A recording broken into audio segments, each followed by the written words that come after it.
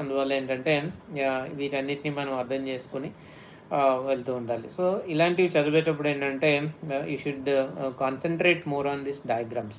డయాగ్రామ్సే మనకు విషయాన్నంతా చెప్పేస్తుంటాయన్నమాట. అర్థమైందా మీకు? ఇప్పుడు ఇంత థియరీని మనం మాట్లాడుకునే బదులు, ఇంత థియరీ మాట్లాడుకునే బదులు ఏంటనమాట, ఇక్కడ ఒక డయాగ్రామ్ నీకు చూస్తే ఈజీగా అర్థమైపోతది.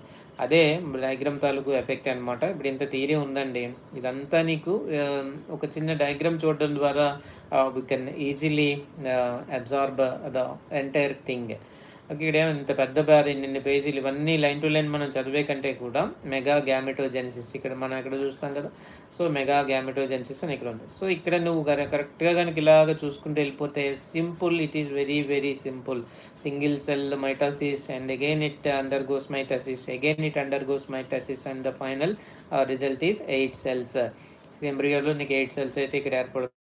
8 సెల్స్‌లో 3 సెల్స్ పైన, 3 సెల్స్ ఏమో కిందన, మధ్యలో 2 సెల్స్. మధ్యలో ఉన్న వాటిని పోలార్ న్యూక్లియై అంటాం.